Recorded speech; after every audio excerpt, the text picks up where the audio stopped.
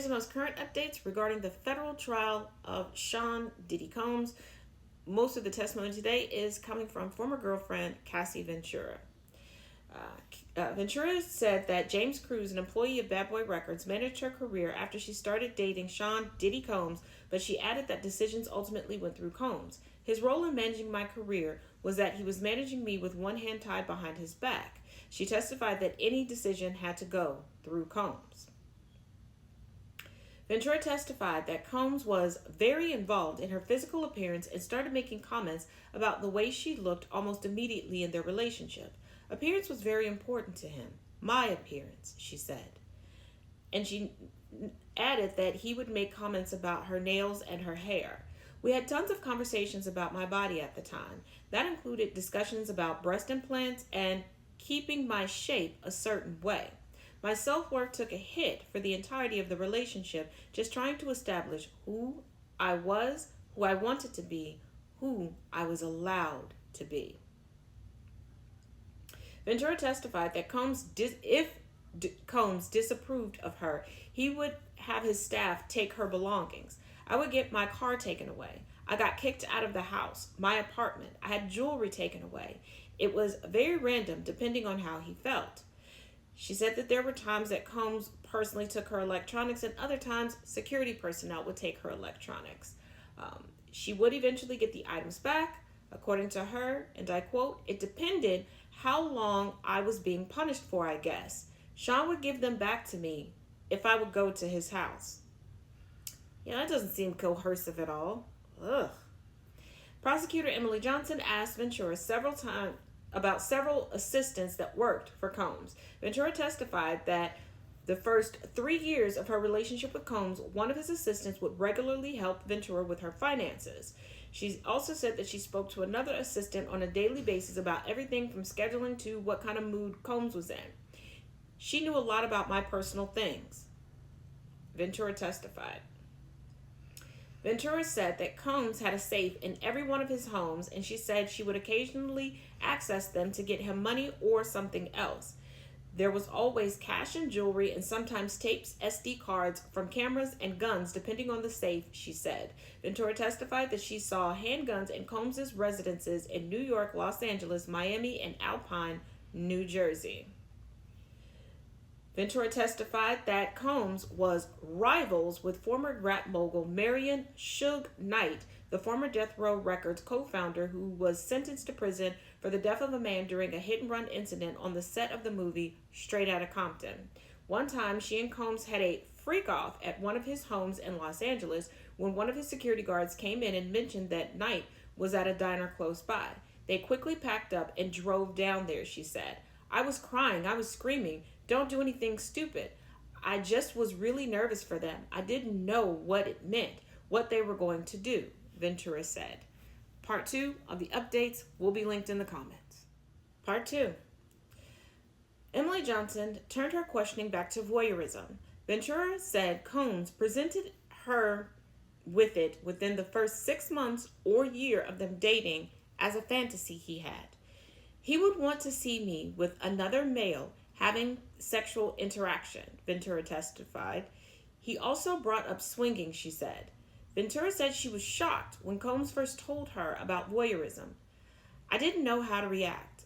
I didn't want to upset him if I said that it scared me or if I said anything outside of, okay, let's try it." Ventura then testified about the first time she participated in a freak-off.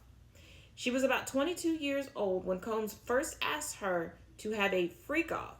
When asked why she agreed to the freak-off, she replied, "Good question. I wanted to make him happy."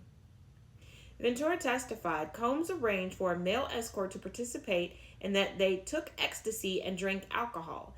She said she took the narcotics Combs gave her before they started. Ventura said Combs managed every detail, everything that she wore, including masks to disguise their appearances. Every freak-off was like directed by Sean. Like he knew specifically where he wanted everyone to be, the lighting and such, Ventura said. So over the first session, we just kind of ended up getting closer and closer, then eventually had to put oil on each other. Ventura said she felt mixed emotions after the first freak off. I was high, so there wasn't too much feeling, she said, but recalls feeling dirty and confusion, but said she felt, okay, he's really happy with me. Ventura described how she'd stay awake for days at a time without sleep against her will for the freak-offs that her former boyfriend Combs organized. Asked how she could stay awake that long, Ventura said, the drugs honestly help. She testified that she would take ecstasy or cocaine that Combs would give her. Ventura said Combs would decide when the freak-offs would end. He'd tell her at some point a session would be the last one, and she'd think, hopefully that would be the last one, she said.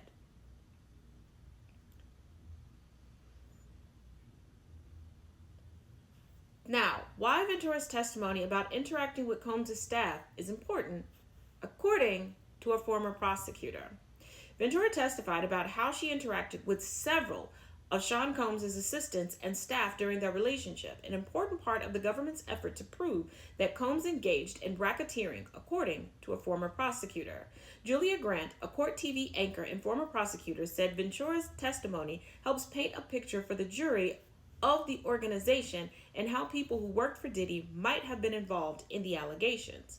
Combs has pleaded not guilty to charges that include racketeering, conspiracy, sex trafficking, and transportation to engage in prostitution.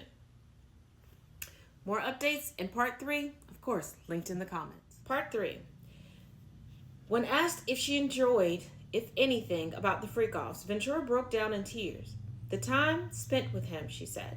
She added that she felt that was the only time she had to get with him. I felt disgusting. I was humiliated. I didn't have the words to put together at the time how horrible I really felt, and I couldn't tell anybody about it. She said that she often tried to gently bring it up, even stating in emails that she did not want to participate in the freak-offs. I didn't want to upset him or make him angry with me for even sharing it, but I would just tread it lightly when I brought it up. Sometimes I would email him about it. I didn't want anything bad to happen.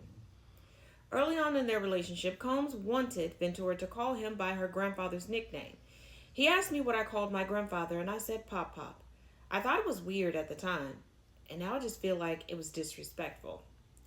According to her testimony, he would refer to her as Cece, which stood for Cassie Combs. When Combs would get upset, he could be a scary person and could get violent, per testimony of Ventura. Ventura went on to describe the ways she would alter her appearance for a freak-off. She said she would regularly get a wax, a tan, her nails done. Her nails had to be painted white or with a white French tip per Combs' instructions. She also described getting piercings at his suggestion. She would wear see-through netted outfits as well as extremely high heels for the freak-offs.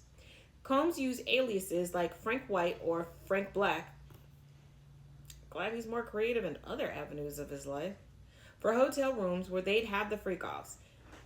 If she booked the rooms or dancers, she would often use the alias Jackie Star. She said that the freak-offs were held at both her and Combs' homes. So glad he had no regard for her security. As well as hotels in New York City, Miami, Los Angeles, Atlanta, Las Vegas, Ibiza, and Turks and Caicos. Sometimes she would book the hotel rooms, and other times Combs' staff would, she said. His staff would provide materials such as baby oil, lubricant, and condoms. Ventura testified that they used quite a bit of baby oil in the freak-offs because Combs wanted them to be glistening. She said that Combs would instruct her to apply more oil if he felt like she didn't have enough on. She also said that they would use somewhere around 10 large bottles of baby oil per freak-off. One time there was a baby pool filled with baby oil, and Combs told her to get into the pool in order to completely cover herself with it, and she testified that she did what she was told because she didn't feel like she could say no. If there was something Sean wanted to happen, that's what was going to happen. There wasn't any other way around it. When they ran out of lubricant during a freak-off, Ventura said they'd call someone on Combs' staff or the hotel desk to bring more. Combs would call an assistant himself or direct Ventura to call them, she said. Law enforcement did seize more than 1,000 bottles of baby oil and lubricant during searches of Combs' homes in Miami and Los Angeles last year, according to an indictment at the time.